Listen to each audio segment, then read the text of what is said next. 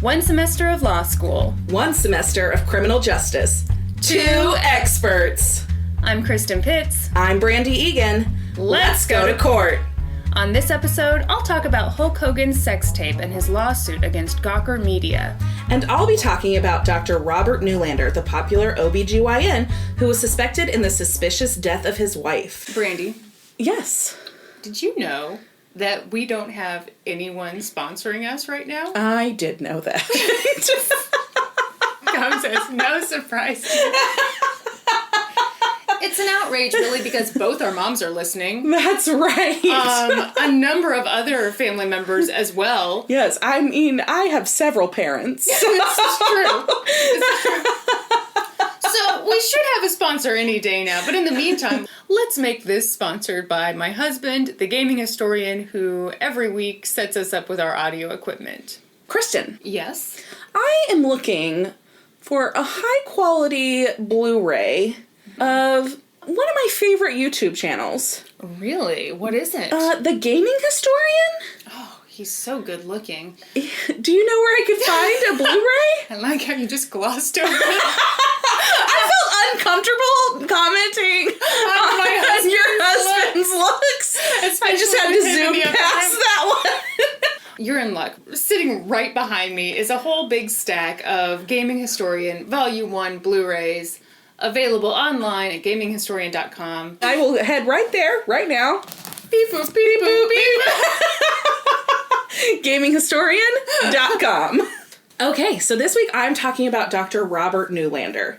I actually first heard of this case from a 48 Hours episode. Yes. It was like a Sunday afternoon. It was like Investigation Discovery was doing a marathon, and I was just like cleaning my house, and this episode came on, and I had to like stop and watch it because it was really interesting to me. It's a really good case, and I'm undecided on it. And there's so few cases where I hear all the stuff and can't decide about the ending. So let me take you on a journey. This is so weird, and I'm sorry to interrupt. Yes. Because I feel like you and I are both very decisive people. Yes. We are judgmental people. Like, we know how we Absolutely. feel. But I don't know how I feel about my case this week That's either. hilarious. It is so weird, That's and I'm hilarious. uncomfortable. But okay, tell me all about yours. So, Dr. Robert Neulander, hero or villain, you decide. I can't wait. At 8:25 a.m. on September 17th, 2012, a call came into the Syracuse, New York 911 Whoa. That stroke is really affecting It's you. not affected me one bit. I'm going to just start. Yeah, just start over. At 8:25 a.m. on September 17th, 2012, a call came into the Syracuse, New York 911 dispatch center. On the line was 23-year-old Jenna Neulander, who said she needed emergency medical crews for her mother. When asked what was wrong with her mother, she said she was not sure and that her dad had told her there'd been an accident in the bathroom and asked her to call 911. Jenna placed the call on hold and ran across the sprawling home to reach her mother's bathroom. As she reconnected with the dispatcher, she had become completely distraught. She was screaming and crying out for her mother, and she could be heard begging her father not to move her mother. The call is heartbreaking to listen to. On this episode, they play a big portion of the call, which I personally love 911 calls. It's very morbid. I just like to hear that side of it, but they're horrible to hear. Yeah. But there's like a horrible core in me that likes that. Yes. It's because you're a horrible That's person. correct. Let me unpack that for you. Minutes later, emergency crews arrive at the upscale home of Dr. Robert and Leslie Neulander. Paramedics descend on the master bedroom where they found a horribly bloody scene. Leslie Neulander was declared dead shortly after their arrival. The Neulanders were described as pillars of their community in upstate New York. Dr. Robert Neulander was a well-known and highly respected OBGYN who had delivered upwards of 10,000 babies in his lengthy career. Yeah. Whoa. He was regarded for his bedside manner and his genuine support of his patients. Leslie, his wife of 28 years, with whom he had 2 children, was known for her positive outlook, caring nature, and her various philanthropic ventures. Ventures. I mean, I'm sure there were some adventures in there. I like the idea of her, like, swinging from a tree like Tarzan. Yes, just throwing money. What a kooky adventure. Yes. Within hours of Leslie's death, Dr. Neulander walked investigators through the events of that morning. Bob Neulander recounted that he left the house early that morning for a run at a nearby park. When he'd returned home, he made Leslie her morning coffee and took it to her bedroom. Leslie was in the shower, so he left her coffee on the bedside table. Approximately an hour later, when he still hadn't seen Leslie, he returned to her bedroom to check on her. Upon entering the bedroom, he noted that the shower was still running. He entered the bathroom and found Leslie on the floor of the shower, unresponsive and bleeding profusely. Oh my God. Yeah. He immediately attempted to call 911, but the bathroom phone was not working, so he yelled for his daughter, Jenna, to make the call. Neulander claimed that due to the steam and dark tile in the shower, he wasn't able to see to properly administer CPR, so he picked his wife up and carried her nearly 60 feet and laid her down outside the bathroom where he started to perform life-saving measures. Good grief, how big was this house? It's huge. They're very well-to-do family. It's a huge home. The shower, to kind of give you a picture here, was a walk-in shower with and it was completely tile, walls, floor, everything, and it's this really dark slate tile. Okay. And then it's got this built-in bench in there. Mm-hmm. Okay, so it is believable. It would be totally steamed up. Absolutely, really dark. Okay. And they also mentioned that it was a steam shower, so it had the regular shower head, and then it also had a steam function, which they believe was also running the time that she was in that shower. So it's completely believable to me that it was full of steam in there. Okay. He later picked her up again and, for unknown reasons, moved her further from the bathroom, laying her on the floor next to the bed where he continued to administer CPR. Jenna, the only other eyewitness, corroborated her father's account, and the medical examiner determined that the scene and Leslie's injuries also matched his version of events. So Leslie's death was ruled an accident due to a disastrous fall in the shower where she hit her head on the stone bench. Oh. Case closed, right? Not so much. Not exactly. That's not enough for a 48 hours episode. Within a couple of months of Leslie's death, the Neulander's neighbor and close friend began to hear whispers and rumors. There was talk of financial problems and marital issues within the home.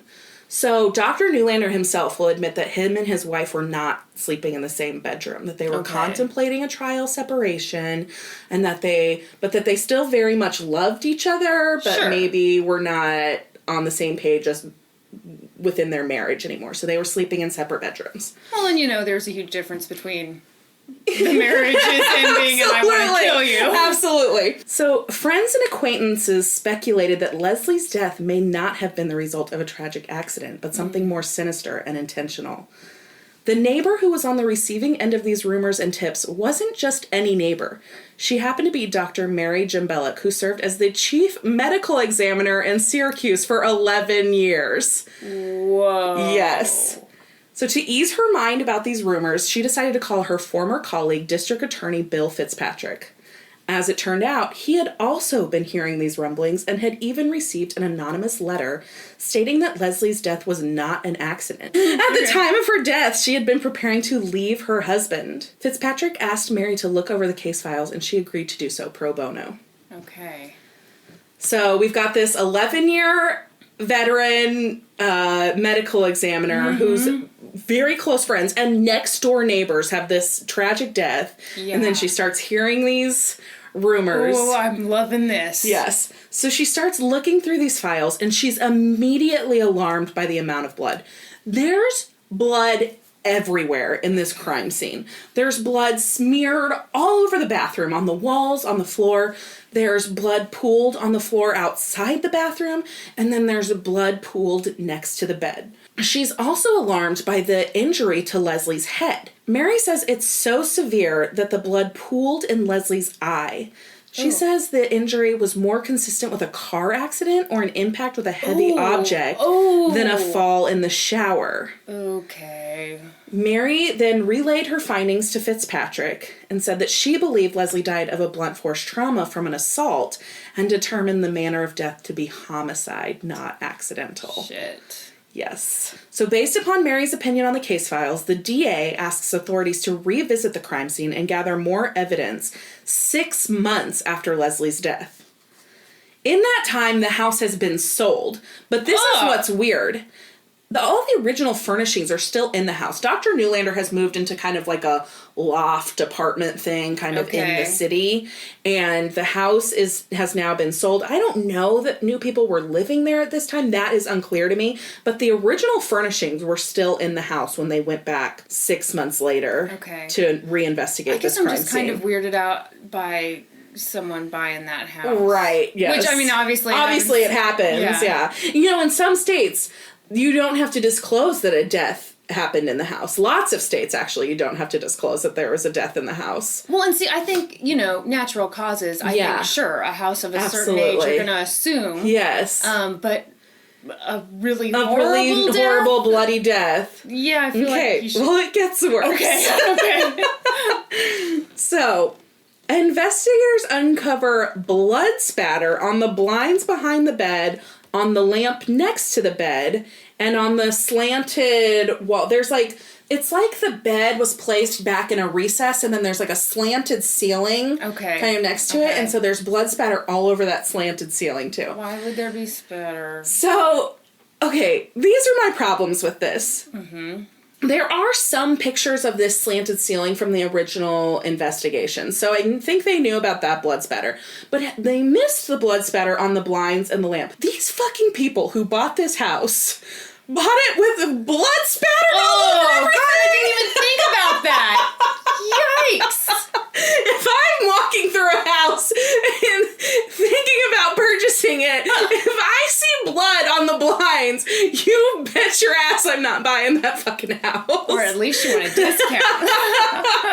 Oh, gross. So the original medical examiner that ruled the death an accident considers this new evidence and changes the cause of death from accidental to homicide. Wow. So, nearly 15 months after Leslie Neulander's death, murder charges were filed against Dr. Robert Neulander. Due to his notoriety in the community and the rumors that had been circulating for months, the case was so high profile that the district attorney, Bill Fitzpatrick, took the case himself. He decided he was going to argue the case himself. Yeah. Neulander retained well-known local lawyer Edward Mencken, who said of his client, "I have never had a client whose innocence I had believed in more firmly than his." Which I bet he tells that to all of his clients. I was going to say, I'd feel pretty shitty if I were one of his other clients. As the trial got underway in March of 2015, both sides would actually use the same evidence, the blood spatter, the 911 call, and Leslie's injuries, to attempt to prove two very different scenarios. Oh, that's tough. Yeah, okay. So they're arguing two very different scenarios with the exact same pieces of evidence. Okay. The prosecution's case was simple. They argued that a pre-dawn assault took place in Neulander's bedroom and that the shower scene was staged to explain the blood in various places around the bedroom. They also argued that Robert involved his daughter Jenna, the only other person in the home, so that he'd have a witness on his side. Additionally, they argued that the blood spatter evidence in the room, so the spatter on the headboard, spatter on the items on the nightstand, the spatter on the blinds behind the bed, and the spatter on the wall, the slanted wall that we talked about, which was approximately 7 feet from the bed. Oh. All support the theory of this pre-dawn assault. They believe that because it was dark when the assault took place, Dr. Neulander didn't see this blood spatter. Sure. And so he didn't know that he needed to come up with a scenario that would explain that away. Okay. And, when you say involved the daughter... Involved her how? By getting her into the crime scene. So she was on the other side of the house. He called her, asked her to make the 911 call, and then brought her into the scene. So not something as sinister as she's... Correct. Okay. No. Gotcha. Yeah. The prosecution's case relied heavily on the testimony of their blood spatter expert, who testified that the blood on the wall was the most powerful evidence of their assault theory, as in her expert opinion, it was impact spatter. So impact spatter is caused when a blunt force is applied to liquid blood. Their expert even recreated a crime scene and attempted to reenact this assault. Oh, gross. By placing a rock covered in plastic and wearing a wig on a bed, covering it with blood, and then impacting it with a blunt object. Oh, geez. Yes. She said that the reenactment verified that the blood spatter evidence was caused by an impact event. She was able to recreate the same spatter that she found on the scene through this impact event. The defense critiqued this reenactment, saying it amounted to nothing more than whacking a mannequin over the head. And I get that, but how else do you recreate these Absolutely, things? yeah. Then the prosecution called Neulander's housekeeper, who testified that the sheets found on the bed at the crime scene, which are free of blood, are not the same sheets she put on the bed the previous morning. Okay. Yes. Okay. So the prosecution argues that they believe that Dr. Neulander discarded of the bloody sheets and whatever weapon he used on his early morning run at the park, though the park was searched and no sheets or weapon were ever found. Okay. This is my question here, though. But when did they search it, though? If they thought it was an accident. Right. Yeah, Yeah. okay. I have a different problem with this witness. Okay. Okay. Not with the witness, but with this theory. There's a shit ton of blood at this crime scene. Mm-hmm.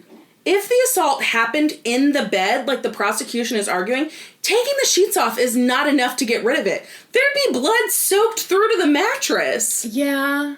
Yeah, you're right. You're right. So it's not like he's bashed his, wife's head on the bed. She's bleeding profusely, enough to cause spatter 7 feet away, and it only soaks into the top layer, the sheet that's on the bed. He pulls that off, I don't know if you've ever had, as a little kid, wet the bed, you pull the sheets off, the mattress is wet. Only as a little kid. No further questions, please. Last week when you wet the bed, Kristin. Listen, I had a dream I was in a pool. I don't know what to tell you. So I'm just saying, I call fucking bullshit on this because you can't pull the sheets off and then expect there to be no blood evidence on the mattress. Okay.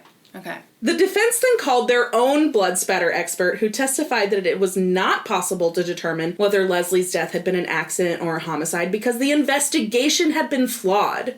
Oh boy. He testified that there was not enough close-up pictures of the blood and that some of the evidence had not been collected until months after the incident, which we know that because they didn't go back for 6 months. Emergency crews had walked all over the scene, and the defense argued that the paramedics could be responsible for some of the blood spatter. They argued that first responders had blood on their gloves and in peeling their gloves off could send cast-off blood. Okay. The defense also argued that some of the blood spatter could have been cast off from Dr. Neulander himself. The doctor said that he had been wearing a long-sleeve shirt that became so soaked in blood as he tried to save his wife's life that he took it off. So that when he took it off, he threw it to the side, and in the motion of taking it off and throwing it, cast-off blood was sent.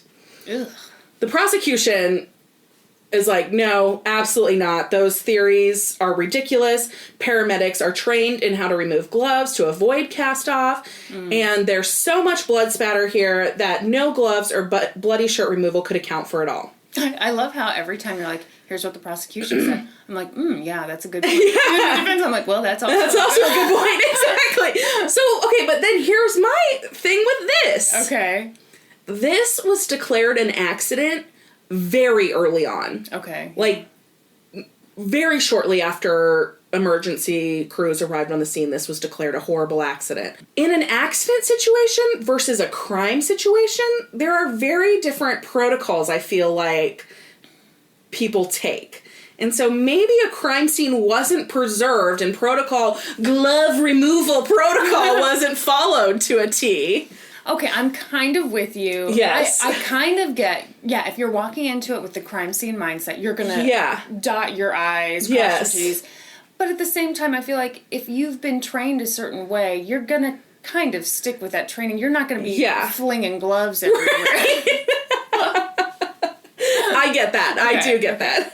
I also want to just say for the record that if my dad were in this situation and his sweatshirt became totally disgusting, he'd just wash it and wear it for 12 more years. You're absolutely right. He for sure would. Blood stain and all. What? Still good. It's still good. I can run in this.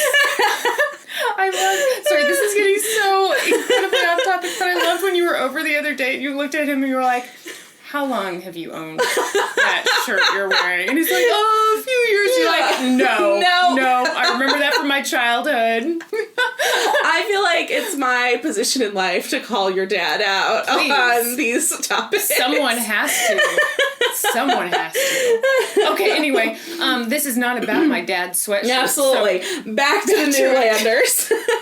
So the defense argued that there was a reasonable explanation for Leslie falling in the shower. Both her personal trainer and her sister testified that she had vertigo and that it had recently gotten much worse. Okay. The defense next called medical examiner Dr. Daniel Spitz, son of world-renowned medical examiner Dr. Werner Spitz, our good friend Dr. Werner. Do you know him? No. Oh my gosh, he's testified on some of the biggest court cases. He testified on Casey Anthony. He testified in the West Memphis 3. He is huge. Man. Yes. Okay. So his son, Dr. Daniel Spitz, comes and testifies on traumatic head injuries. Mm-hmm. He testified that Leslie's injuries are consistent with striking her head on the stone bench inside the shower. The prosecution countered that evidence showed that Leslie suffered 2 blows to her skull and that the injuries are not consistent with hitting the straight edge of a bench, and that Leslie's other injuries do not add up to the defense's account. So she had an abrasion on her cheek, bruising on her nose. Mm-hmm. Do you like that I'm pointing out these body areas for you in case you aren't familiar with them? Sometimes I'm like, ass cheek? Yes. Cheek, nose, and then she had bruising and scraping on her neck. Okay. I also have a problem with this. What's your problem? So, her husband is lifting her up and carrying her around the room, laying her down, picking her up, laying her down again, administering CPR, which is administered with a lot of force. Well, you have to do a lot of force. So, couldn't those injuries have been caused through all of that? I don't know, cheek and nose stuff? I mean, I'm just picturing, like, he's I have the advantage of knowing what he looks like. He's not a large man. Okay. And he's picking up his, 130-pound wife and carrying her out of the bathroom and setting her down. I'm guessing it's not the gentlest of set downs on the floor. Assuming he's totally innocent, he's panicked, he's running with her, he's, okay, maybe, maybe. Okay. On to the next. Oh, this case. Crucial to the case is not only how Leslie died, but when. Dr. Spitz testified that Leslie died around 8:30 a.m., but the prosecution maintains that the death could have occurred as early as 4:15. Okay, now what which the fits hell? Their theory of a pre-dawn assault. That's how do you know? Like, I know it's not an exact science. You can't know exactly when somebody died. But how can they be 4 hours apart? That's what I'm wondering. Because it seems like that's the one thing they usually agree on. Yes. Yeah. And they're 4 hours off. One medical examiner to another expert. Mm-hmm. Next, now 25-year-old Jenna Neulander takes a stand to defend her father. As the only other eyewitness, she is very important to the outcome of the case. On the stand, Jenna recounted what happened in the Neulander home hours before her mother's death. She recalled that she was in her mother's bedroom until 2 a.m. and clearly remembered the sheets and that they are the same ones that are pictured in the crime scene photos. Okay. This directly contradicted the housekeeper's testimony that the sheets had been changed. So, I don't know. There's questions there now. And I kind of want to know about the sheets. Like, were they a funky pattern? They were a funky pattern. Okay. They have, like, leaves. It's, like, different colored leaves in a row on them. Huh. So they're distinct sheets. These are not just, solid gray sheets that you could have 50 sets of. I mean, I think that... 50 shades of gray sheets. Sorry. As soon as you said 50, I was like, oh no, I have to make a really dumb joke. Well, I'm glad it was you this time. I'm tired of having to be the one to do it. There's time. Don't worry. So then, there's perhaps the most critically important piece of evidence, the 911 call. Mm-hmm. So Jenna put the call on hold in her mother's office, which is at one end of the house. Okay. And then she...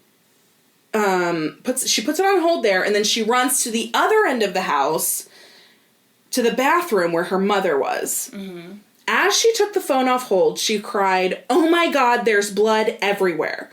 Both sides argue that this is crucial evidence that support their version of events. So the prosecution argued that Jenna yelled this in response to the blood that had been left by the assault, as her mother should not yet have been moved, so there would be no blood outside the bathroom at this point. Oh my God, okay. Yeah. Proving the prosecution's theory that her father moved the body to account for the blood left during the assault.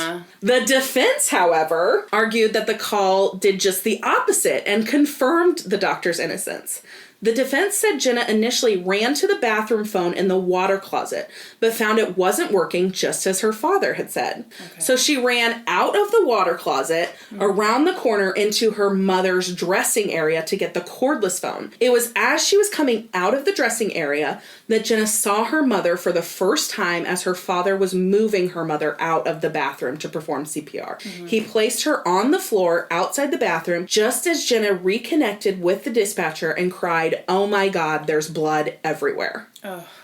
Jenna was asked on the stand if she saw blood on the way to the water closet, and she said no, which supports the notion that the first time she saw blood, she was looking at her mother, and it goes completely against the prosecution's version that the scene outside the bathroom was staged to explain the blood. Okay. Because so the way this works, she would have had to run into the bedroom, turn to go to the bathroom, get the phone there, and then she would have had to come back out to this and go back like one door to this dressing area. I'm guessing it's like a walk-in closet area and get the phone. I just want to say congratulations on being so classy with your use of water closet.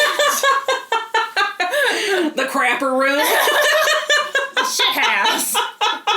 So the DA does not believe that Jenna could have done everything she claimed to do in the 13 seconds the 911 call was on hold. Oh. So put the call on hold, run across the house, go into the water closet, pick up the phone, find it's not working, go into the dressing area, get the cordless phone, and come back out to see her mother being moved into the bedroom. Agreed. 13 seconds. Yep. Okay, and if it's this huge house... So...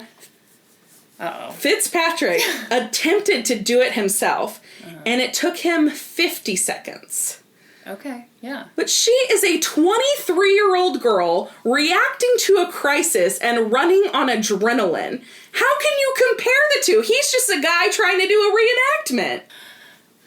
Yeah, but 50 seconds, assuming he was doing it in good faith and going as fast as he possibly could. But how old is he? He's 60-something. Oh, okay, fuck that. He should They should have gotten a 23-year-old in there to do that reenactment. They really should have gotten someone like, okay, let's look at her health, let's look at... So this is immediately what I think of. Have you seen the movie Sully with Tom Hanks, where he's the pilot, Sullenberger? Oh, yeah, a long time ago. Okay, so there's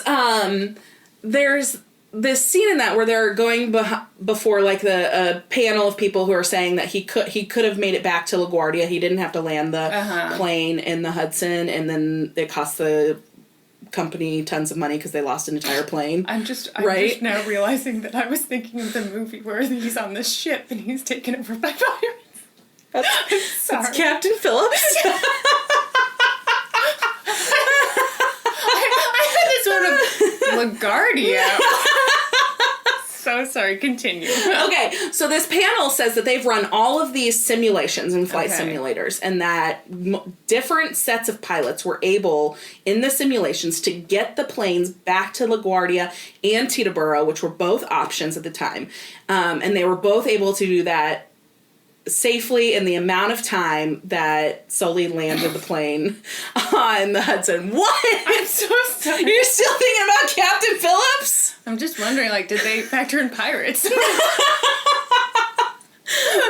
but in the movie, right? These people doing the flight simulators hit the birds like Sully did, and then immediately they are given, okay, this time you're going to attempt to get back to LaGuardia. This time you're going to attempt to make it to Teterboro. So they immediately start the bailout to do that. When in actuality, when it happened, they had to go through a whole checklist of things. Well, they had to figure out that they'd been hit by fucking birds. Yeah. And so when they reran the simulations with like a 13-second delay for human processing time, they all crashed. Every single one of them crashed into the city. Oh.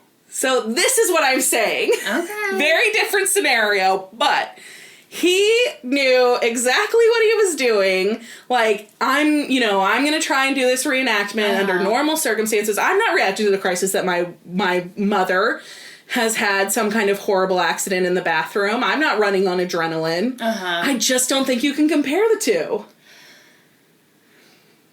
I think you can kind of try. Yeah. And the way you kind of try is you don't compare a 60-year-old man to a 23-year-old woman. I think that is so dumb. That is so not a good comparison. But, just to see, is it humanly possible? Right. Yeah. Like, I think you can try to determine if it's humanly possible. Yeah, they should have got, like, the Kenyan that won the marathon to go to. Sure. Hey, that would be great, because if he can't do it, then Exactly. There was one other part of Jenna's testimony that might have proved crucial. Jenna told the jury that as her father was tending to her mother in the bedroom, she saw him take off... Oh, shit. I'm so sorry. I mean, ma'am, can you get your shit under control? So sorry. What is going on? My dad's calling. He wants to talk about sweatshirts. He heard we were talking shit about his sweatshirt. He's like, listen, girls, that's from 2002. That's fine. It's fine. It's practically new. Do you remember where you were? Yes. You can jump back a little bit. Jump back. Okay. So Jenna told the jury that as her father was tending to her mother in the bedroom, she saw him take off a blood-soaked shirt and throw it to the side. As mentioned earlier, the defense argued that the removal and tossing of this shirt may have led to some of the blood spatter in the bedroom. But this shirt has never been found. Oh, no. Yes. So... the potential weapon hasn't been found. The potential sheets haven't been found in this sweatshirt. This mystery shirt has never been found. That's my Downton. The DA has said that even if Jenna was injected with truth serum and asked if her father had killed her mother, she would say no. He believes that Jenna has created an alternate reality in her head to protect herself from the loss of both parents. I mean, there's maybe something to that. I would totally get that. Yeah. I can totally understand how someone would do that. Absolutely. And wouldn't blame them for it at all. No. Yeah. But if she's telling the truth, then can you imagine how mad she'd be at that DA? No. Like, shut up, dude. I know what I know. Absolutely. But how can you be sure? Yeah. In her head... she believes it's the truth, but what's the actual truth? Yeah. No one knows. Somebody knows. The question now, though, is not what Jenna believes, but what the jury believes. Fitzpatrick was worried about the emotional impact Jenna's testimony may have had on the jury. After 8 grueling days of testimony, he addressed them one more time in closing argument. He asked them to focus on the evidence rather than emotions, specifically referring to the blood spatter on the walls and the injuries to Leslie's body. He told them, "Leslie will speak to you, ladies and gentlemen. You have to listen to her." Oh. He also asked them to listen to Jenna's words on the 911 call, saying it proves Neulander's guilt beyond a shadow of a doubt. In Mencken's summation, he argued that there was no evidence of a homicide and that there was no motive. He referred to Dr. Neulander as innocent throughout his entire closing argument. The jury deliberated for 3 days before alerting the judge that they had reached a verdict. Dr. Robert Neulander returned to the courtroom, once again arm in arm with his children and Leslie's family, who had flanked his side throughout the entire proceedings. Wow. 2.5 years after Leslie Neulander's death, the jury found Robert Neulander guilty of her murder. Oh man, I wasn't expecting that. A heartbroken Jenna Neulander broke the silence of a stunned courtroom and cried out, "I was there, you didn't do it!" Oh man, I really was not expecting that at all. Yes. Outside the courtroom, a visibly shaken Ed Mencken addressed the press, calling Dr. Neulander the most honorable person he'd ever met, and called the case a travesty that was not yet finished. Oh, man. This is where I was like, I don't know. Oh. So Neulander's children immediately hired... How many children did he have? He had 4. He had 2 with Leslie and then 2 from a previous marriage. Gotcha. Okay. So they immediately hired Gerald Shargell, an attorney who was well known for defending mob boss John Gotti, to handle their father's appeal. Okay. He wasted no time and filed a motion to get the conviction thrown out on the basis of juror misconduct. Ooh. At the center of this appeal was juror Jonna Lorraine. According to an alternate juror, Lorraine had received texts and other communications about the case during the trial against the judge's instruction not to discuss the case. Yes, a search of the juror's phone, get this, showed that she had received some potentially prejudicial texts, including one from her father that read, "Make sure he's guilty," and another from a friend that said, "I can't believe Jenna isn't a suspect." What? Yes. Lorraine's phone was seized, and it was discovered that she had deleted thousands of potentially prejudicial texts prior to giving her phone over to authorities. Weeks later, though, the judge upheld the conviction, saying that in the early stages of deliberation, Lorraine had been undecided, and the judge ruled that she'd ultimately taken her role seriously. How seriously can she be taking it if she's getting texts like that? Yeah, I don't like that at all. I don't either. I mean, she sounds like, I would be so thrilled to be on a jury. I would too. That sounds like something I'd be tempted to do. Like, right. Can I talk about this with everyone? Yes. And the answer is no. No, you shut can't. up. Okay, but what if you listen to the text her dad said a different way? Okay, so he texted her, "Make sure he's guilty." But what if he said, like, "Make sure he's guilty if you're gonna convict him. If you're gonna convict him, make sure he's guilty." Yeah. I don't know. Yeah. God. Even then, though, still, yes. And it's not like she's the only one in there. And no. I'm sorry, but she sounds kind of dumb. Right. The reason that the fact that you say that she's kind of dumb is actually the reason that I have some issues with the way jury trials work in general, because I think that there are people on there who maybe do not have the critical thinking necessary to be able to decide the fate of a defendant.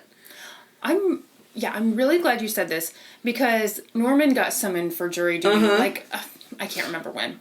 And he was just bummed out, like, oh, God, I hate this. Yeah. And I was so jealous, because I've always wanted to be on a jury. Absolutely. But the whole thing made me nervous, because it seems like almost everyone I know, when they get summoned for jury duty, all they want to do is get out of it. Yeah. And these are intelligent people. And Absolutely. It seems like the people who have stuff going on in their lives or who have obligations get out of jury duty. So who does that leave? Well, exactly. And then I was just listening to this story. It was a case where the jury came back with their verdict, and then the judge polled the jury. Mm-hmm.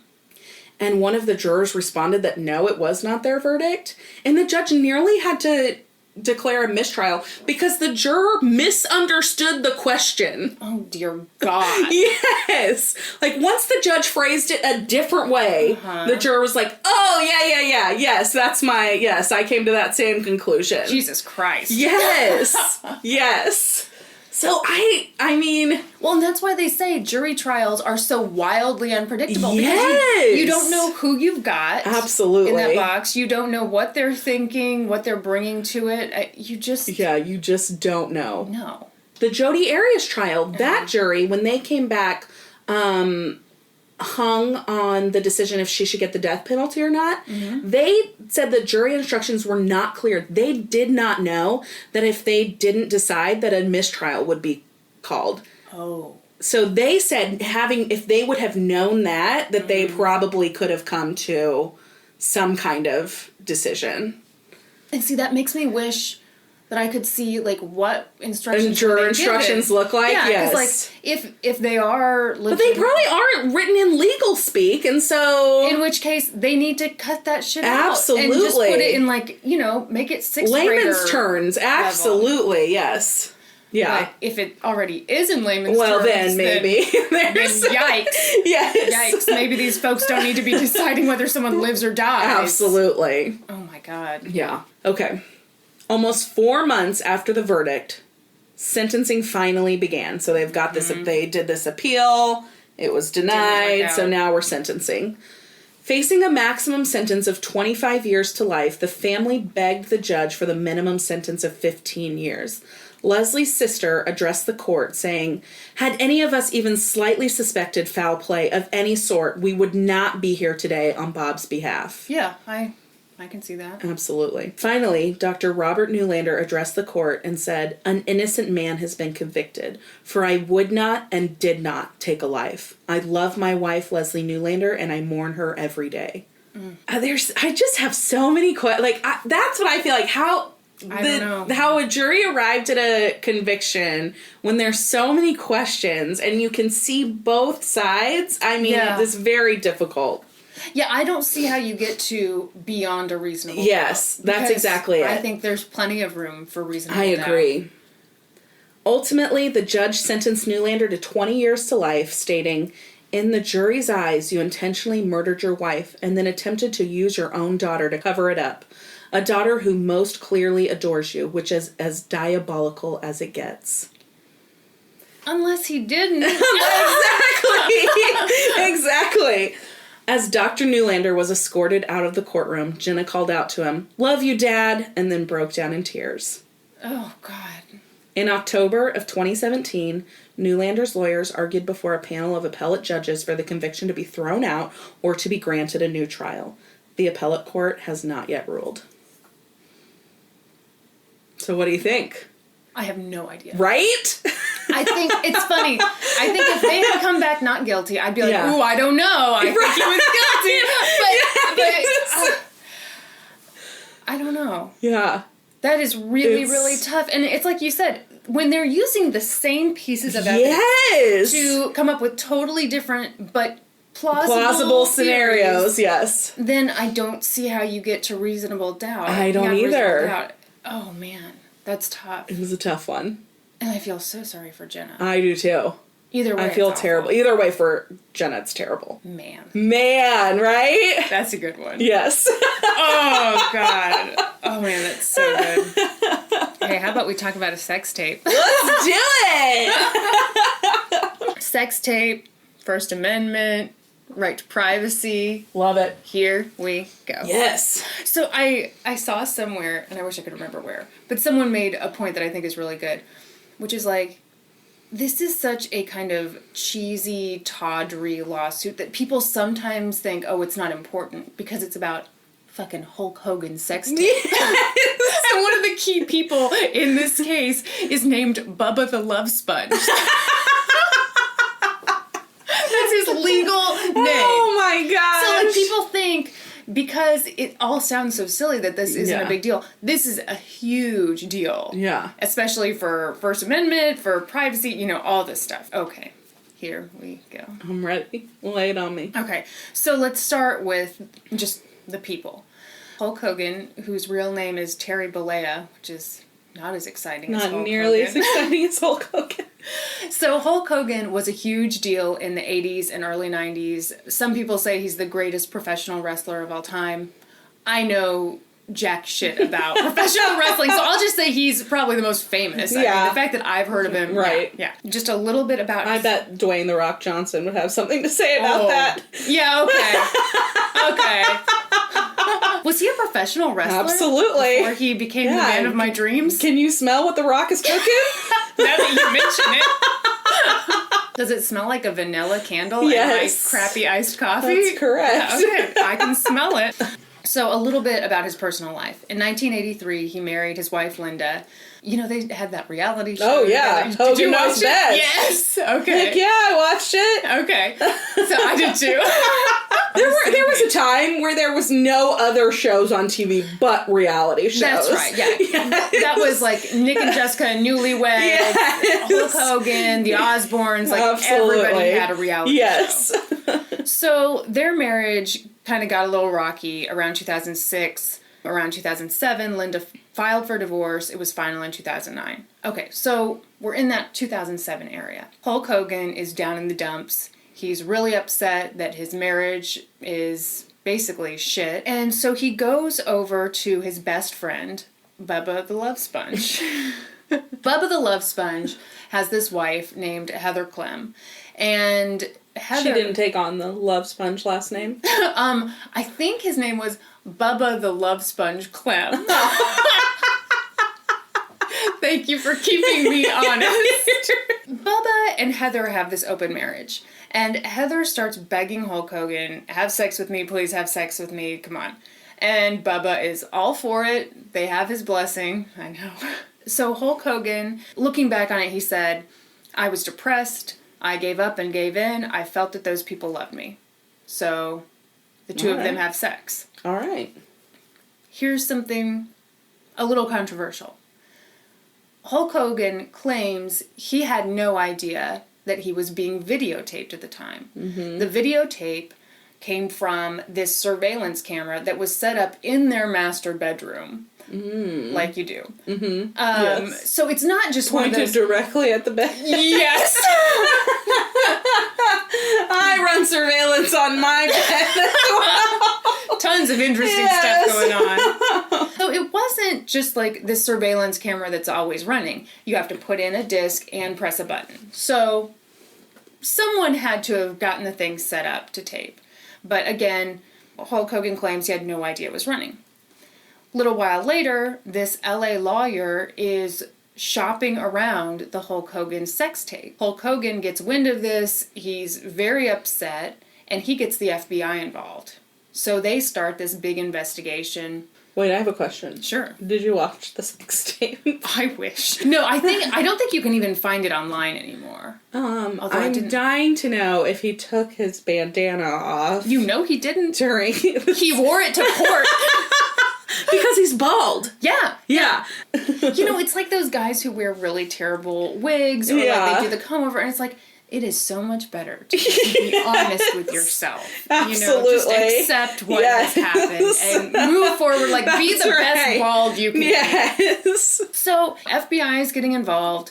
2012 comes along, and the website Gawker, which is like this gossip news site, gets a hold of this 30-minute sex tape through an anonymous tip. AJ Delario, who's the editor-in-chief of Gawker at the time, makes this like highlight reel of the sex tape that's like 1 minute and 40 seconds long. He puts it up on the website and he posts this long article about our fascination with celebrity sex tapes.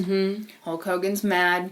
He has his lawyers ask Gawker to take the tape down. Gawker's like, no thank you. We will not.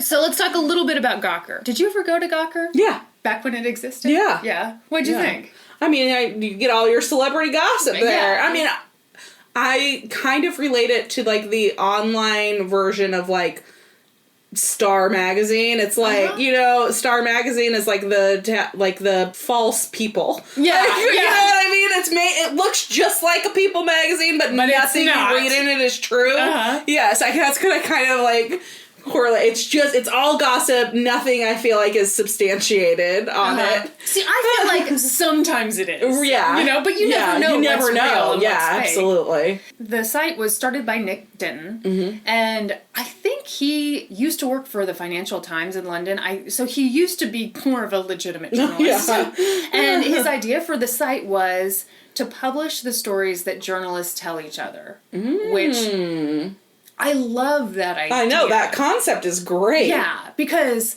and it's been forever since I was a reporter, but you do hear things that people will not tell you on the record. Yeah. You find out stuff that you can't get verified to the level you need it to be verified to put it into a respectable publication. Yeah. And so you end up knowing stuff that you can't ever print. And it's so frustrating. So this is kind of a cool idea. Yeah. So he started it in 2002. By 2015, they were getting 23 million hits a month on the website. Oh my gosh. Yeah. By that time, they were making $48.7 million in revenue. Wow. They were doing real well. Yes. People love gossip. Yes. You heard it here first. That's right. Gawker grew to include sister sites like Jezebel, Deadspin, Gizmodo, Kotaku, other sites that I can't remember. They were a controversial site, obviously, and they were used to being sued. I wanted to talk a little bit about some of the stories they did because, like I was saying earlier, some of them were good and kind of pushed things forward in a way that might not have come forward. They claimed they were really influential in getting the Bill Cosby allegations out into the open. Which women had been coming forward, but people tended to just be like, not believe it. And so they claim, you know, when we started writing about it, people started I thought it was attention. Hannibal Buress who did that. I did too, and that's why I'm not giving them full credit. And I wonder, were they the ones who posted the excerpt of his stand-up? Maybe. Because, that's my memory too. Right. That's why I'm kind of like, they claim. So there's that. And they also kind of take credit for exposing the mayor of Toronto for smoking crack. Yeah, the crack guy. Yeah. I think those are important stories. Yeah. I'm sorry, I just spit everywhere. Well, I enjoyed it. Gross!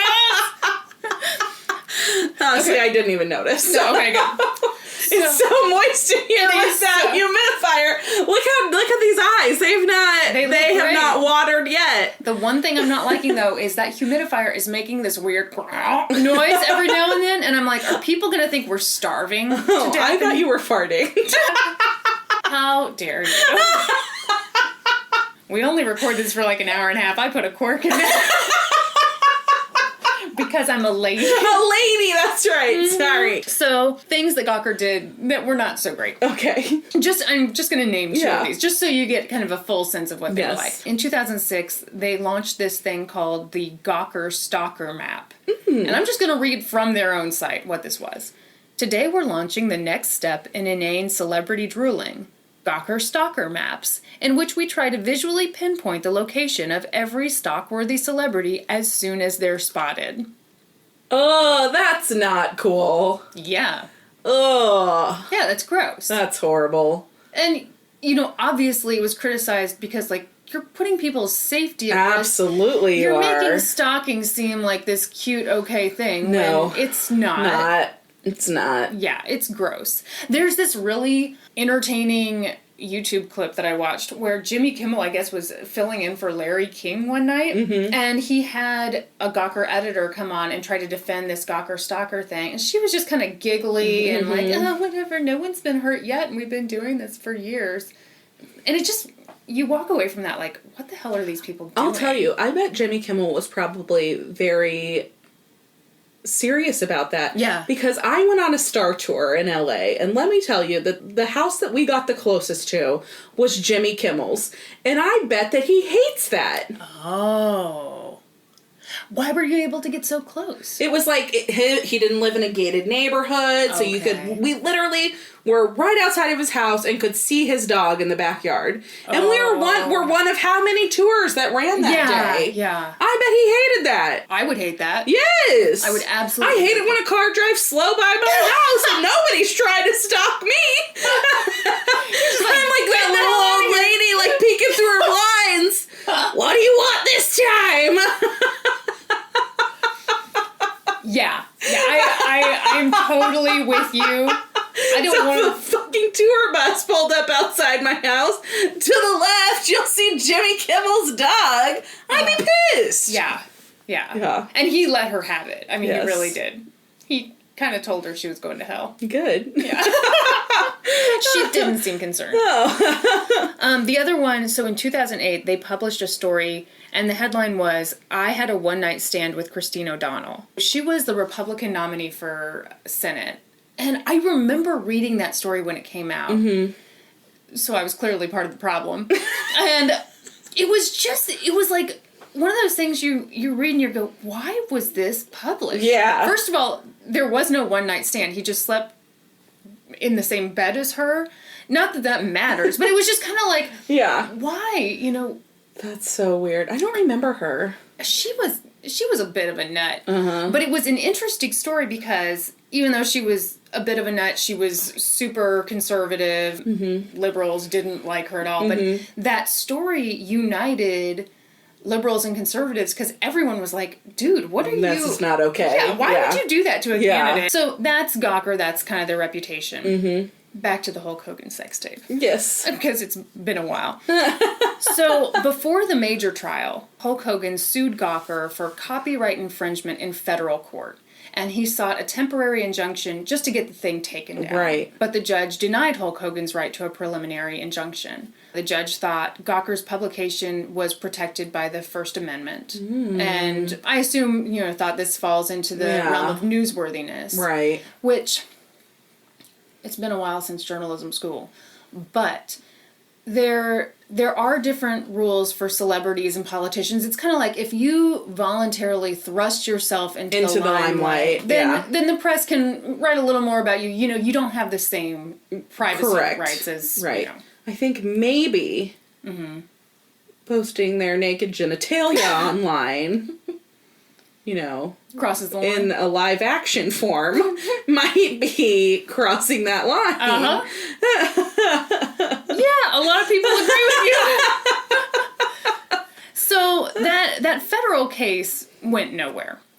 Yeah. The judge was like, no, protected by the First Amendment. The judge also seemed to kind of think it was weird that Hulk Hogan was, claiming to be embarrassed and anxious to hide this tape while at the same time trying to actively protect the financial worth of the video.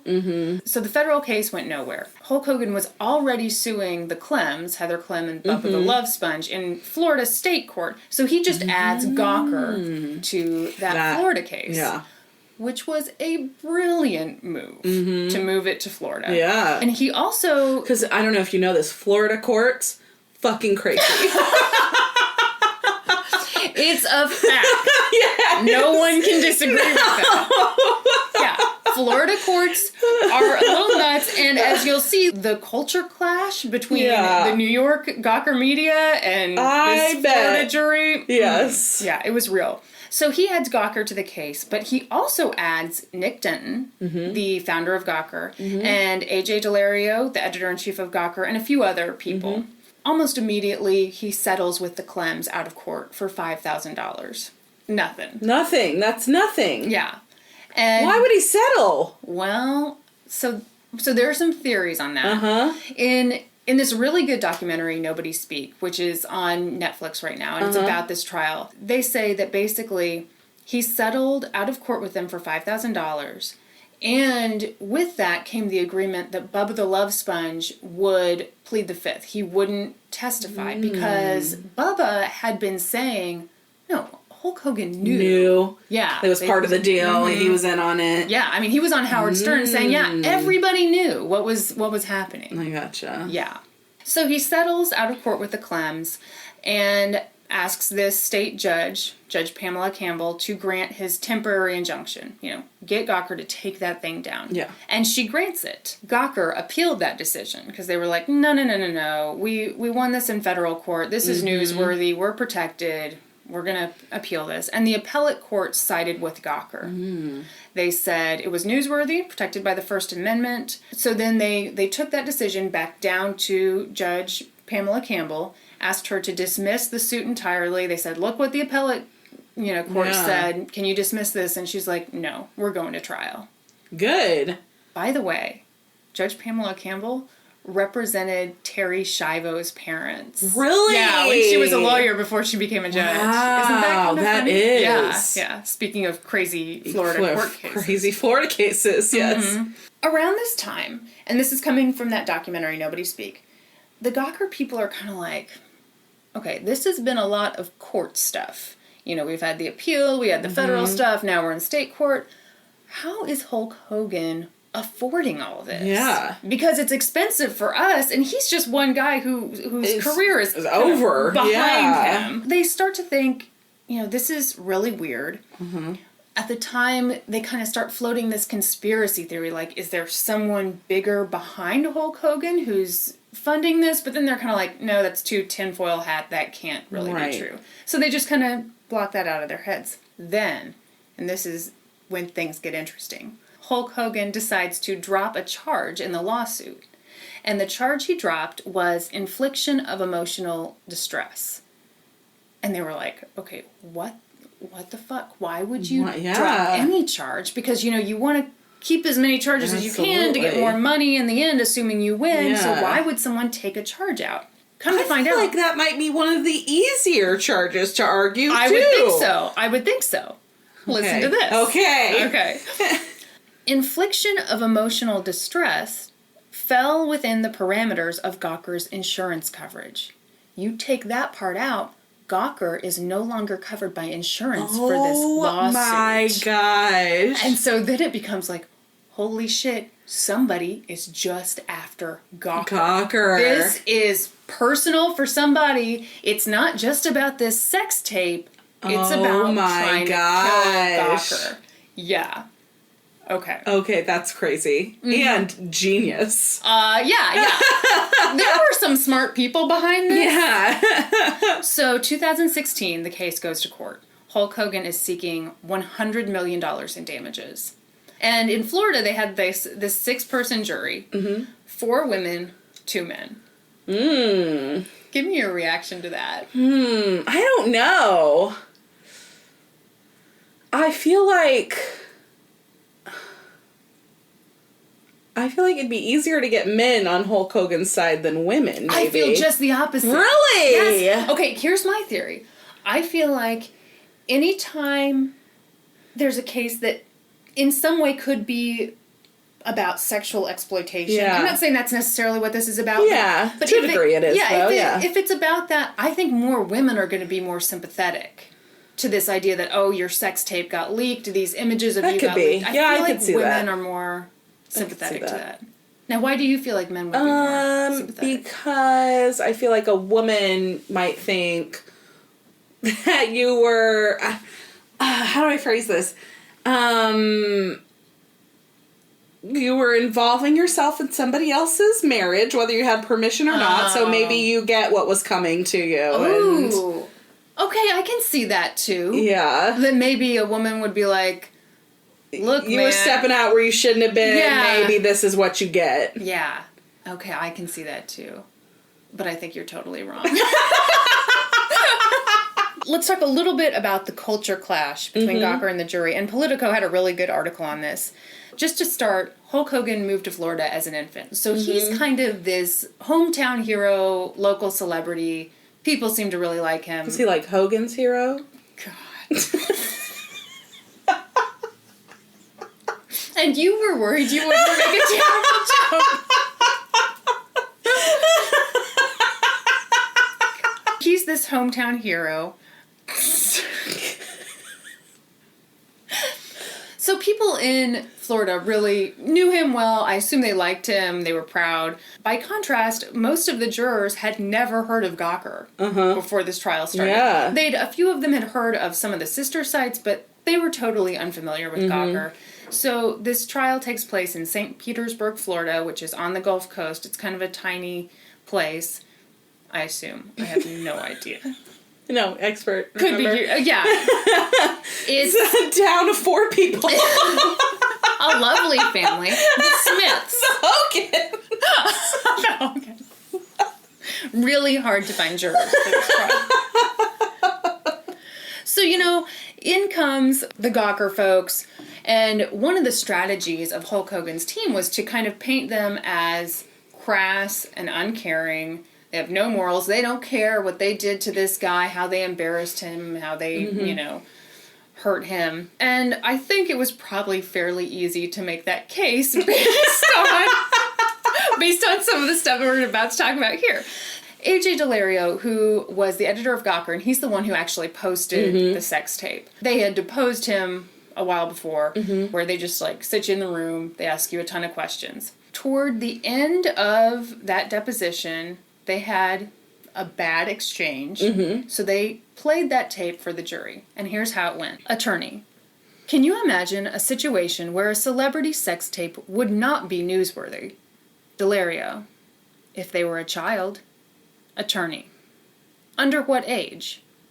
Delario: 4. Oh!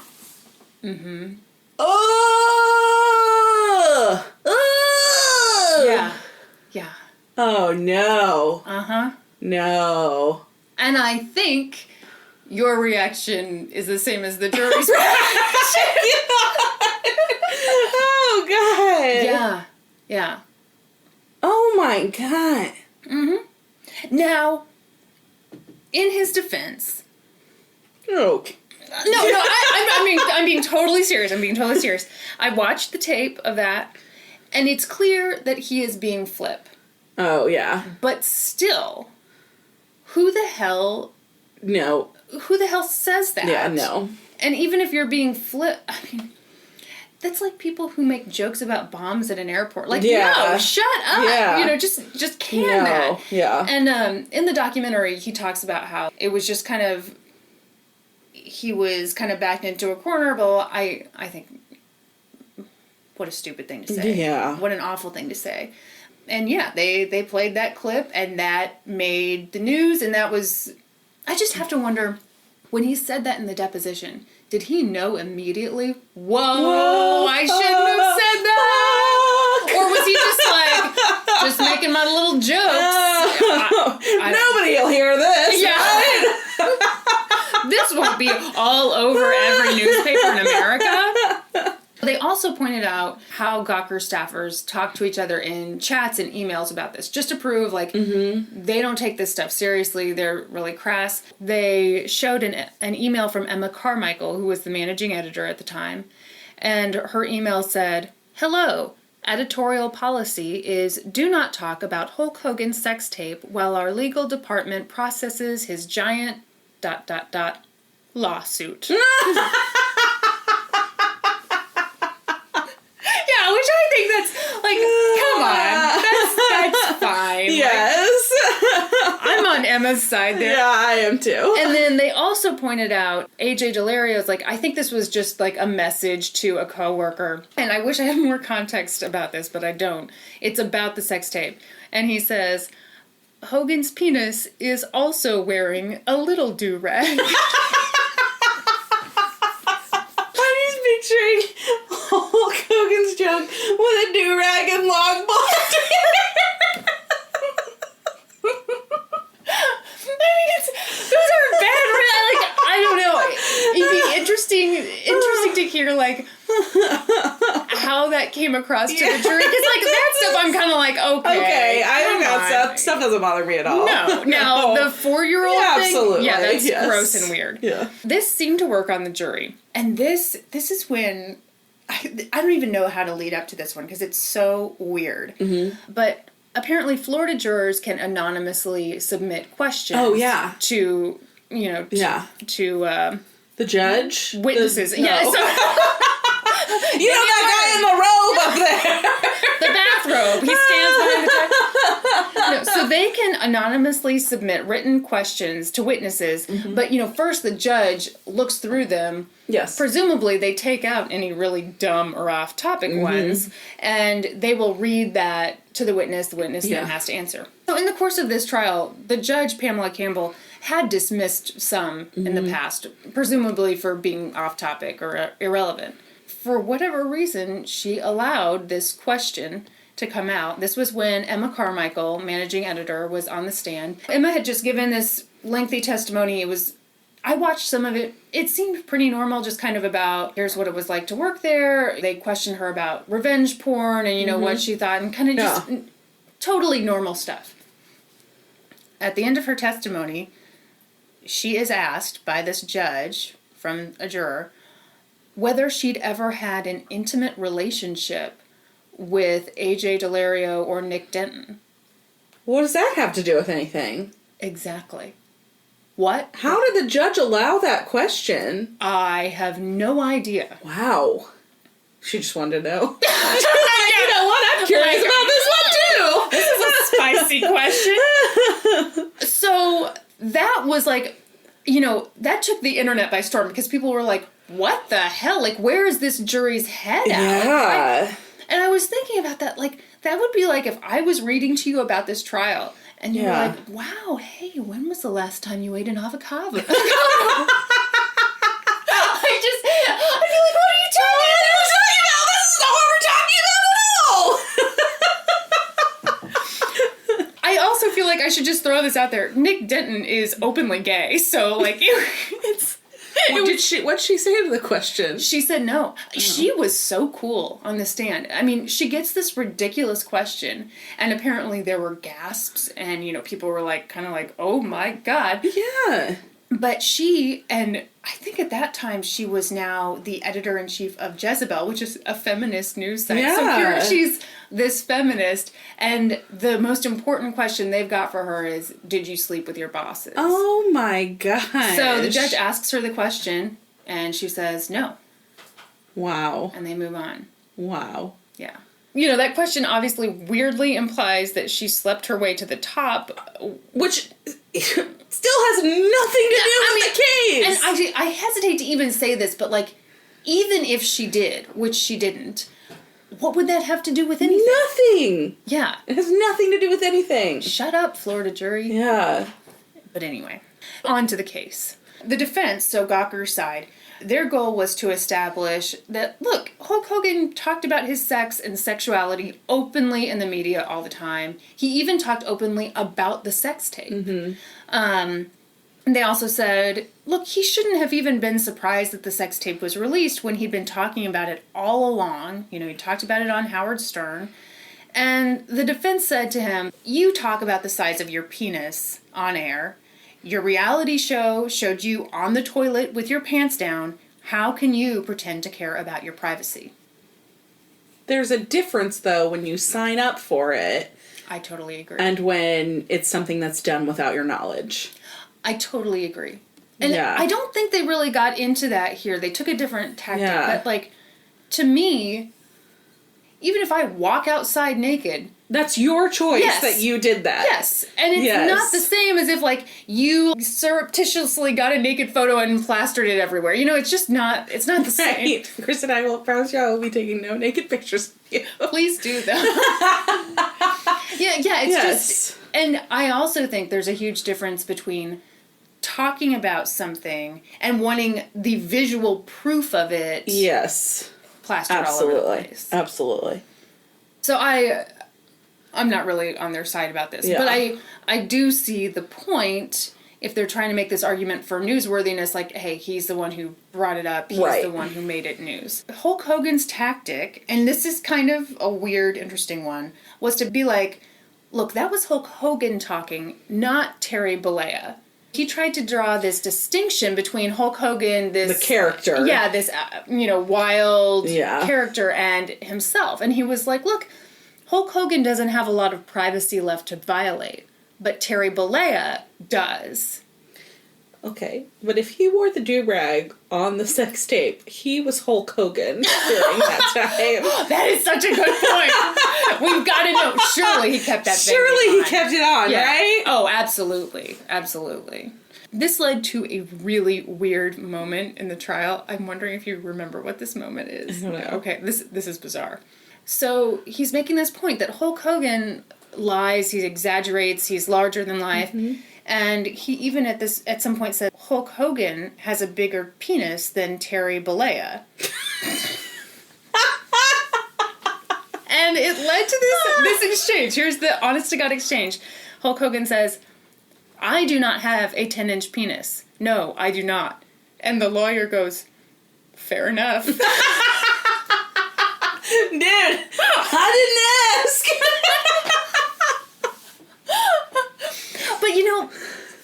But wait, does Hulk Hogan have a 10-inch penis? Apparently Hulk Hogan does, Terry Bollea does not. I'm interested to know how that works.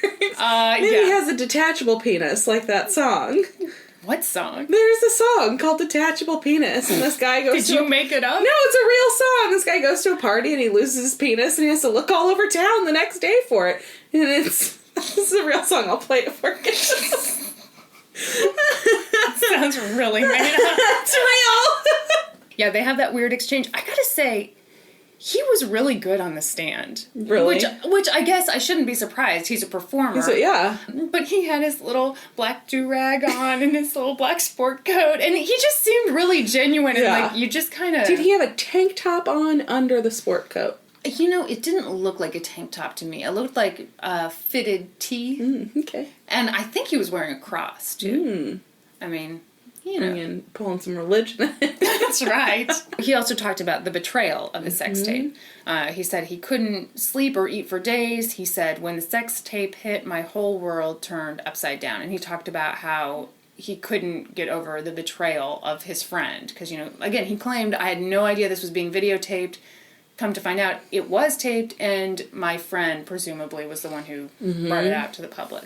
On to Hulk Hogan's side. Hulk Hogan's lawyers said Gawker only published the sex tape to make money. It wasn't newsworthy at all.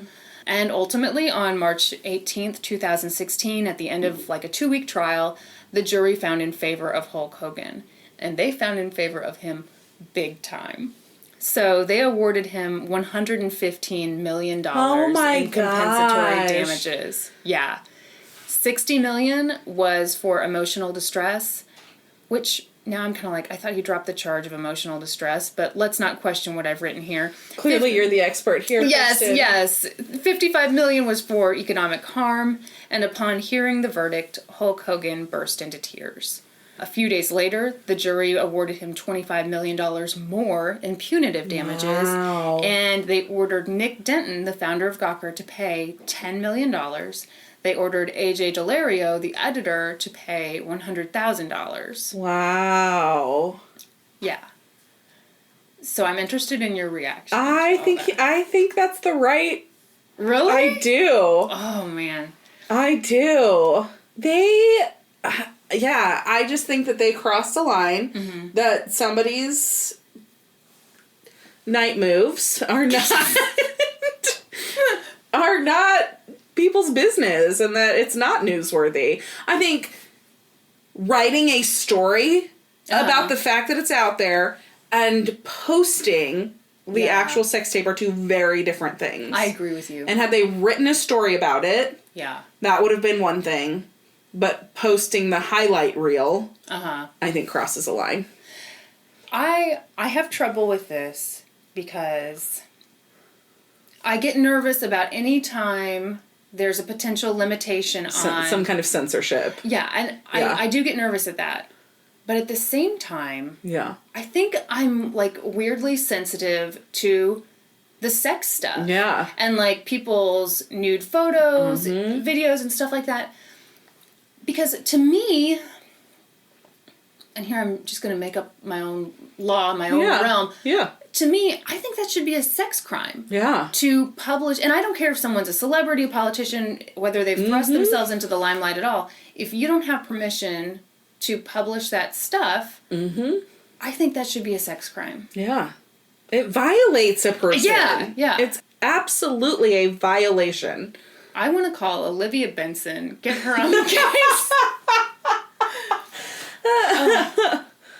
Yeah. I'm happy for Hulk Hogan. I'm glad that the judgment was in his favor. I think that he deserved it. I don't know if deserved is the right word. I feel like it's the right judgment. Yeah.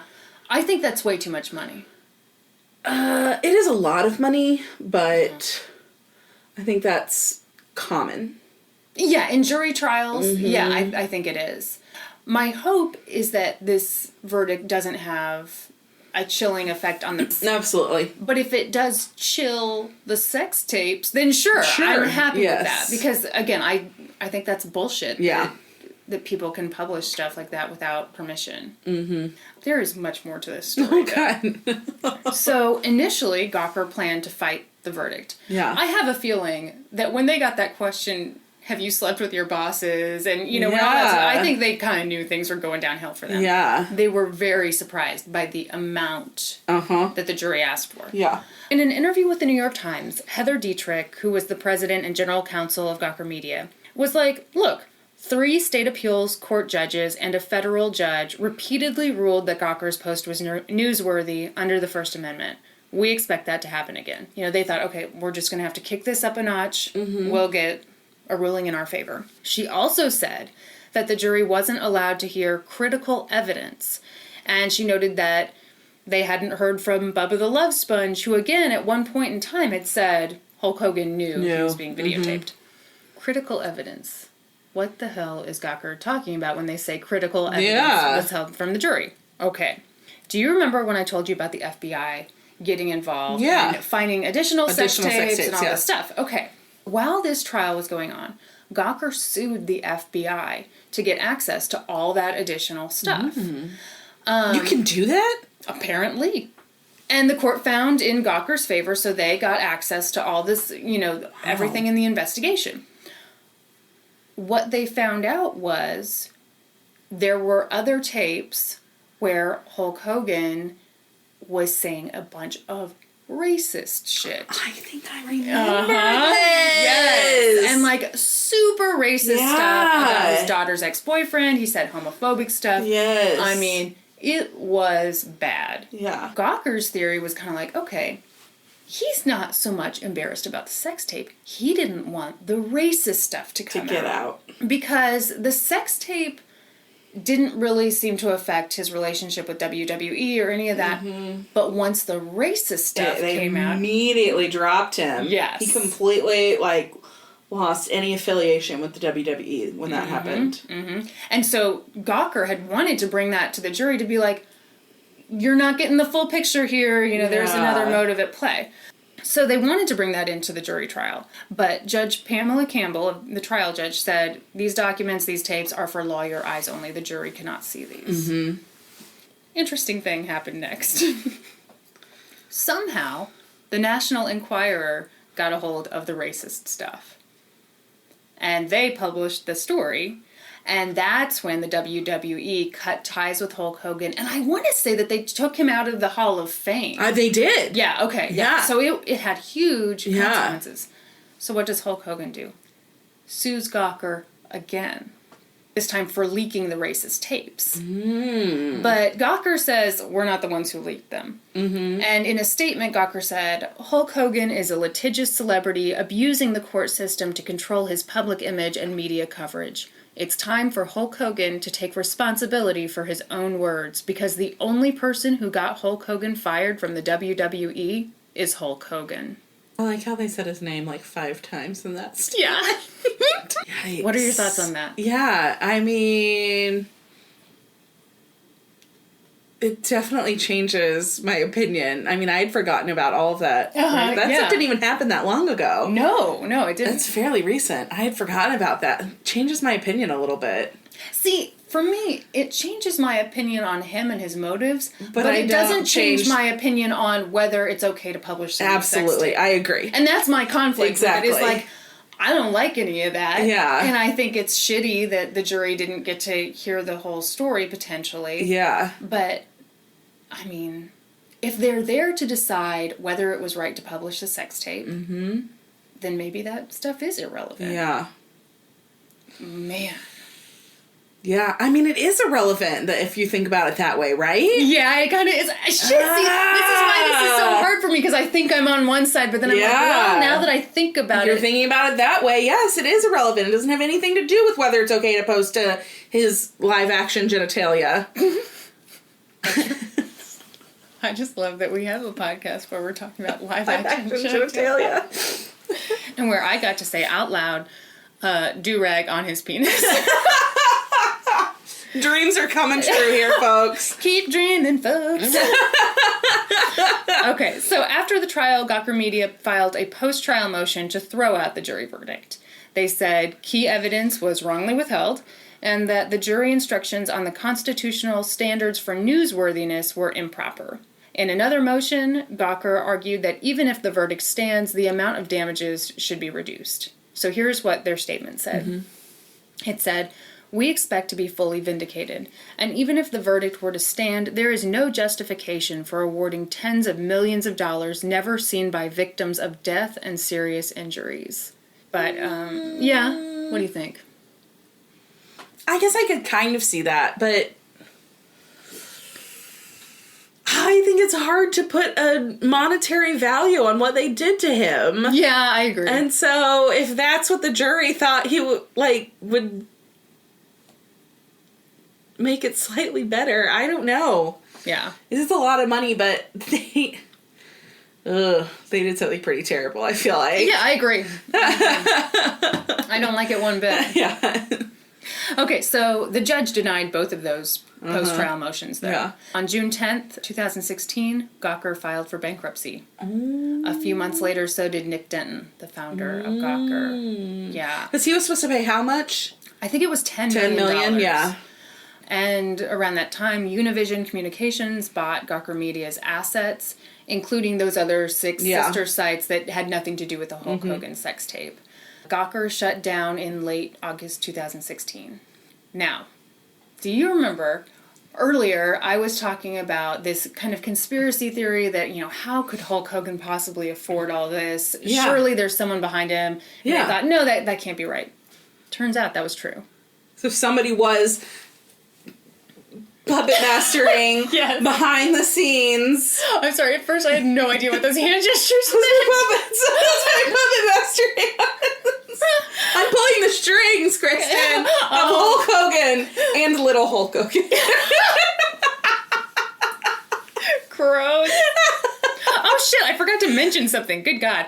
That November, pretend I didn't do that big review. Yeah, okay. Okay, so that November, Gawker and Hulk Hogan reached a $31 million settlement, and in the settlement, Gawker agreed not to appeal. Wow. Yeah, so Dunzo.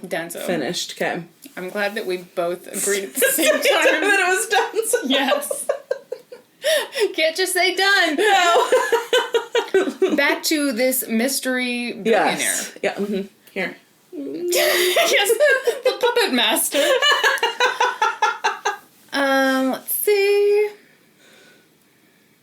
I mean, this mystery is suspenseful. It's not because I'm disorganized. It's because I'm building suspense. Well, like it is master working. Podcaster. Master podcaster. This secret billionaire was Peter Thiel.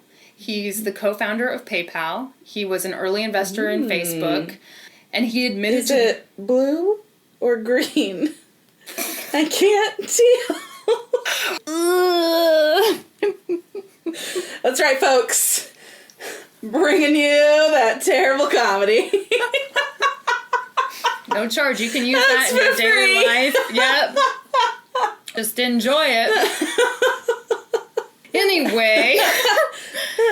So, Peter Thiel, a super rich guy, admitted to the New York Times in, I think it was around May, that he had paid for a team of lawyers to go out and find victims of Gawker to see if he could pay for their lawsuits against them, because he wanted to take them down. He wanted to bring them down. Yes. He didn't get super exact about how much he gave for Hulk Hogan's legal defense, but he said it was around $10 million that he paid. And I can't remember the exact quote, but he basically said, this was one of the greater philanthropic things I've ever done. So, you may be wondering, why did he do this? Yeah, what was his big beef with Gawker? Get ready. In 2007, Gawker ran an article outing Peter Thiel as gay. Wow. Huh. Yeah. So he's this huge venture capitalist in Silicon Valley, and they outed him as gay. Well, that's a huge violation of his privacy. Yeah. Yeah. Now, interestingly, Gawker people don't think that that's actually why he's mad at them. The Gawker people kind of feel like he was out of the closet. The real reason that he had this axe to grind with them was because they covered a failed project of his that lost a lot of money. And they think that's why he was actually mad. He didn't like the negative coverage. Either way, I think it's shitty to out someone as gay. Absolutely. So maybe Gawker got what they had coming to him. Maybe. And it sounds like they pissed off the wrong guy. No kidding. But at the same time, it's like that kind of scares me. If you piss off the people with money, then you're screwed. Because I am currently plotting my plan to take down Noodles and Company, as I talked to you about last week. Please tell the people about your plan. Noodles and Company. I have an active boycott going on with Noodles and Company because they got rid of my favorite item, the spicy chicken Caesar wrap. Which, when you told me, I got really pissed because I used to love the spicy chicken Caesar wrap. So I guess I need to find somebody who Noodles and Company did something horrible to and fund their campaign to take them down. I wonder if we could build a movement to get it put back on the menu. I mean, I tried to write on their... I did. I wrote on their Facebook page. You tried, but you just couldn't put the words together. I wrote a strongly worded message on their Facebook page. They offered me a free menu item off of their new World Tour menu, and I declined. It was delicious. It was really good. It was so just good. The right amount of spice. Yes. It was, God. Okay, sorry to take this off of Noodles and Company, but... I could go on for days! Also, this is making me really hungry. And we agreed to go out for chips and salsa after this, and now I'm like, let's wrap this up. A little bit about Peter Thiel. First of all, he had this quote in the New York Times that I'm going to put in because I think it's kind of interesting. He said, "I refuse to believe that journalism means massive privacy violations. I think much more highly of journalists than that. It's precisely because I respect journalists that I do not believe they are endangered by fighting back against Gawker." I think that's good. I thought it was a really good quote. Yeah. Because that's the other thing I struggle with is, There's a line. Like, this is what's appropriate, and that you have, left over. I don't want there to be a chilling effect on journalism, but at the same time, I'm thinking, dude, I was a 2-bit reporter at a little paper. I would have never, and you gotta have more respect for people than that. Absolutely. Of course, I wasn't at a gossip site. I was Anyway, so I do want to throw in a little bit about Peter Thiel. They talked about him a lot in this documentary. God, I'm nervous to say anything negative about him. Peter Thiel, we support you. We really enjoy you, but we're going to share some counterpoints. Counterpoint is... This is from an article in The Guardian. And the opinions expressed here are not the opinions of the host. Don't sue us. So from an article in The Guardian, they're writing about this book that Peter Thiel wrote.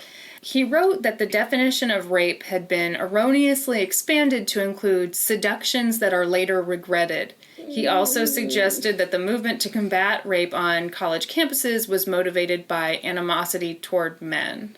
He's a big-time donor to Donald Trump's presidential campaign. I looked into his opinions on diversity, kind of definitely not my cup of tea. And he's also co-founded the Seasteading Institute, which aims to create cities that float at sea beyond the reach of government. Waterworld is it? That's already been done. It's called Waterworld. So... Kevin Costner beat you to it. Part of me is so conflicted about this because I don't like the idea of billionaires being able to step in and kind of mess with the justice system. Yeah. And I don't know that it's really relevant that I think he's kind of a weirdo. I don't know. I mean, it's hard to reconcile that. Like, he's got these opinions and thoughts that maybe I don't agree with, but I do think that he has some things that he said that I do agree with. Yeah, I mean, I agree pretty much wholeheartedly with the Gawker quote. And I can see why being outed would make you think, you know what, now that I've got a ton of money... I'm going to take these people down. So I'm also including this quote from Floyd Abrams, who's a First Amendment attorney, and he was featured in the documentary. He said, "The reason to save Gawker is not because Gawker was worth saving. The reason to save it is we don't pick and choose what sort of publications are permissible. Once we do, it empowers the government to limit the speech in a way that would be impermissible." Man! I know, see, I hear that and I'm like, I take everything back.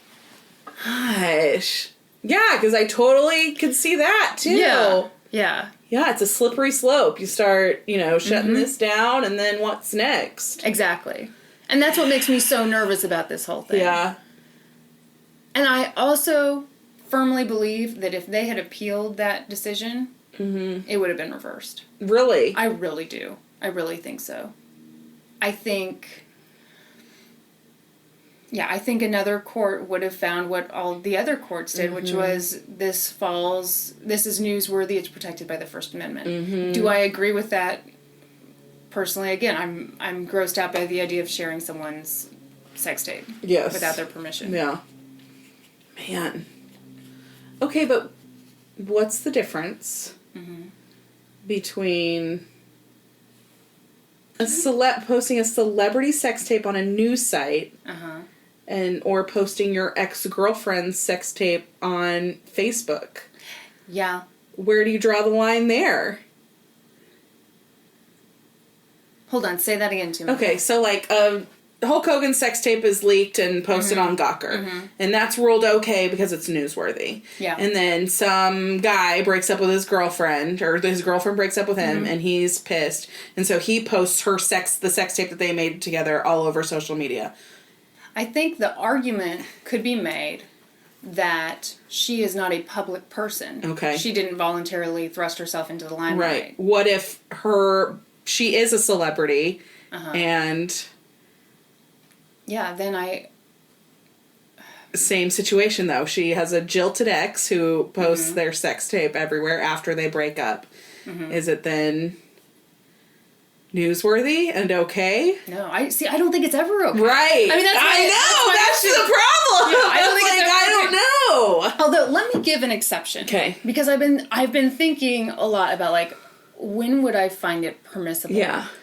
And I don't think there would ever be a situation where I would think, yeah, you should post video. But let's say someone like Mike Pence, who has been, he's put out anti-gay policies. Yeah. He's very firmly anti-gay. Let's say he had a gay sex tape. Okay, that to me is newsworthy because then all of a sudden, whoa, we're learning a whole hell of a lot more about this guy who's made all these policies. This changes things. I don't think you need to see a video. Right. So I don't think you'd have to put it out there in a graphic way. Right. You could just write about it and maybe show a still image with stuff blurred. Yeah. I'm getting oddly specific. But do you see what I mean? Okay, answer me this. What would be blurred, Kristin? His steely, beady eyes. Just full penis on display, but his eyes are blurred. We don't want to see those things. But do you see what I mean? Like, I kind of feel like that would be like if I came out and was like, tall women are awful. They're all going to hell. They're devious. You could at least see me as a tall person and be like, oh, honey. Yes. You're just self-hating. There's more to That's a rough one. In conclusion, I don't know how to feel about either one of these cases today. No. There are so many questions on both of these cases. Yeah. This is the episode that brings no conclusion. I'm so glad that you had no conclusion on yours because it's been bugging the shit out of me that I don't know how to feel. And I feel like an idiot because I'm thinking, if Hulk Hogan's lawyer came in here and a Gawker lawyer came in here, if one of them talked, I'd be like, that guy knows what he's talking about. If the other one talked, I'd be like, I'm with her. Yeah. It would just totally depend on who spoke last. Absolutely. Man. These were good ones. We're great at this. We are amazing. You know what's really gross about us? What? So, I've been trying to learn how to edit audio. Yes. Turns out, I do this fucking disgusting thing before I make a point, which is like, I'm always making little points here. Yeah. Apparently, I do this. And you can see, I've got 4 drinks here. I'm not parched. We're not in a fucking desert, but I make that little... And I think I incessantly the entire time. Here's what you do, because I've been listening to this. When you're reading something... No!